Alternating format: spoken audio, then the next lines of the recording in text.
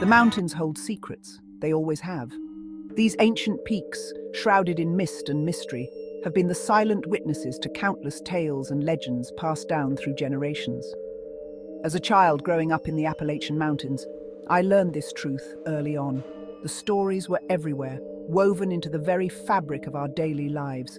They were as much a part of our existence as the air we breathed and the ground we walked on. Whispered in hushed tones by the fire, these stories were a nightly ritual. The flickering flames cast dancing shadows, adding an eerie ambience to the tales being told. Shared in the dim light of kerosene lamps, the stories took on a life of their own. The soft glow of the lamp would create long, wavering shadows that seemed to move with the words, making the tales even more vivid and real. They were tales of caution, of fear, of things that lurked in the shadows. These stories were meant to teach us, to warn us of the dangers that lay hidden in the dark corners of our world. But none held the same chilling grip as the legend of the black cat in the attic.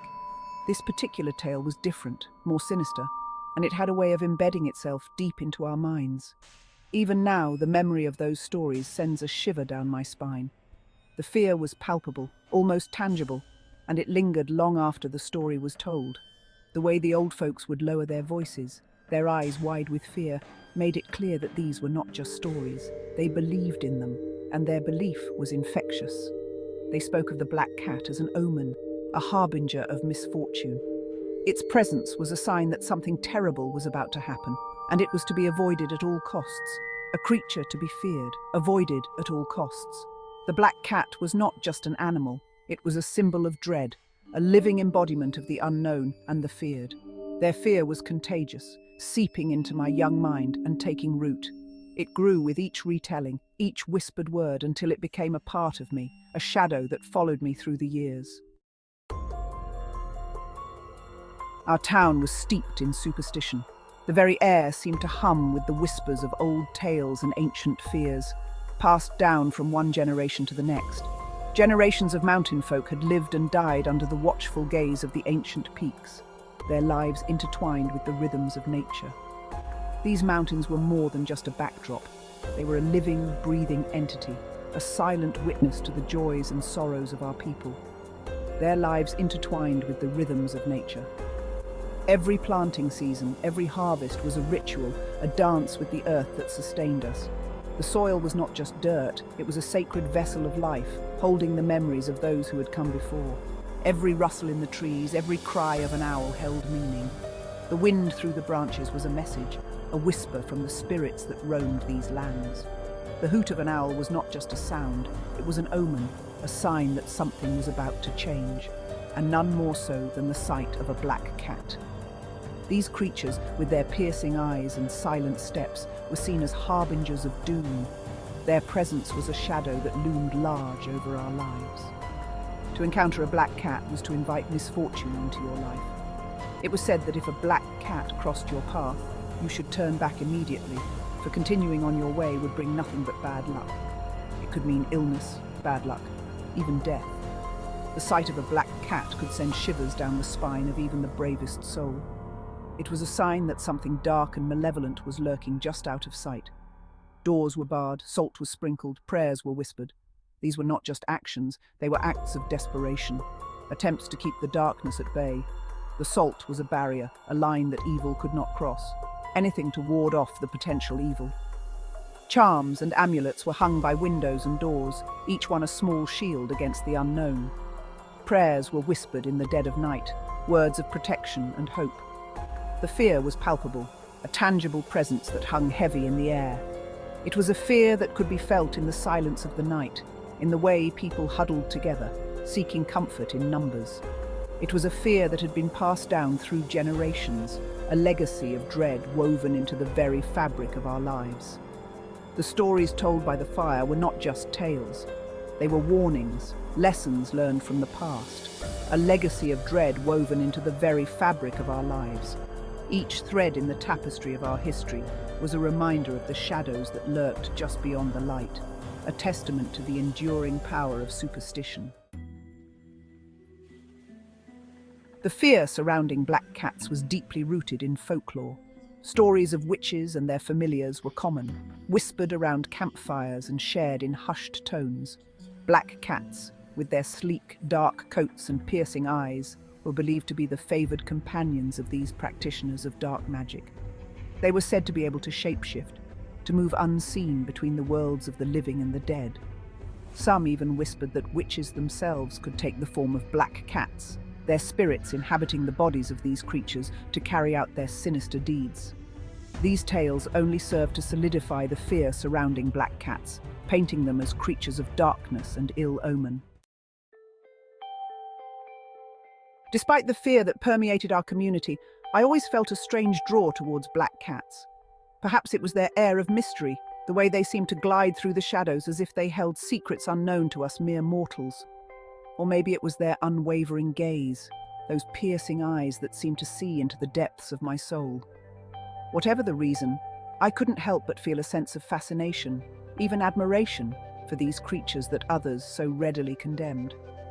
They were beautiful, elegant, and undeniably intelligent.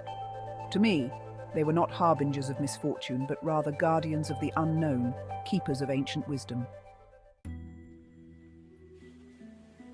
One particular legend fueled the town's fear of black cats. This legend was whispered among the townsfolk, passed down from generation to generation, growing more sinister with each retelling. It was the story of old Maggie, a woman who lived on the outskirts of town, shunned by the community for her supposed involvement in witchcraft. Her wild grey hair and piercing blue eyes only added to her eerie reputation. She lived in a dilapidated cabin deep in the woods, far from the prying eyes of the townspeople. They said she could transform into a black cat, using this disguise to enter homes unnoticed and bring misfortune upon those who dwelt within. The townspeople believed that her transformation allowed her to slip through the shadows, unseen and unheard, to carry out her dark deeds. It was said that if a black cat crossed your path, it could be old Maggie in disguise, her heart filled with malice. The sight of a black cat was enough to send shivers down the spine of even the bravest soul, for they knew it could be the witch herself, watching and waiting. People would quickly avert their eyes, making the sign of the cross to ward off any potential evil. The fear of old Maggie's curse was so ingrained in the townsfolk that even the mere mention of her name would cause them to whisper and glance over their shoulders. The fear she instilled was palpable, a suffocating presence that hung over the town like a shroud. The misty nights and foggy mornings only added to the eerie atmosphere, making the legend of old Maggie and her black cat disguise all the more terrifying. The townspeople lived in constant dread, always on the lookout for the telltale signs of her presence, never knowing when or where she might strike next. The legend of old Maggie was given a chilling credence by a series of unexplained disappearances. Children mostly vanished without a trace. Their laughter, once a familiar sound in the hollows, was silenced. Whispers of old Maggie and her black cat familiar spread like wildfire. Some whispered that she had lured the children away, their souls stolen to fuel her dark magic. Others claimed she had sacrificed them to appease the ancient spirits that dwelled within the mountains. Whatever the truth, the disappearances cast a pall over the town, deepening the already pervasive fear that clung to the shadows. Echoes in the silence. As the years passed, the legend of old Maggie faded into obscurity. The whispers died down, replaced by new tales and anxieties. But the fear of black cats lingered, a deep-seated superstition passed down through generations. Even now, I imagine I can still see the flicker of fear in the eyes of the townsfolk when a black cat crosses their path.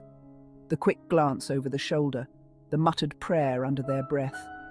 The legacy of the past, it seems, is not easily forgotten. The attic's gaze.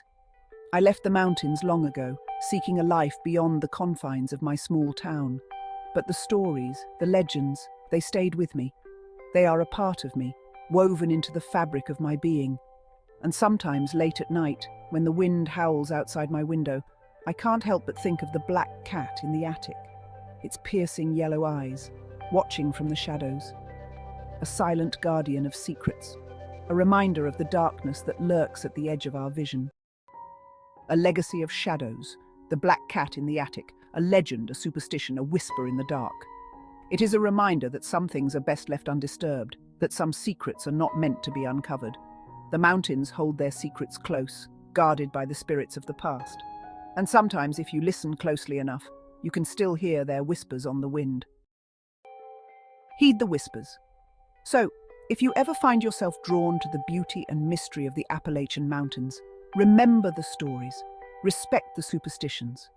For they are more than just tales told to frighten children. They are echoes of the past, warnings whispered from one generation to the next.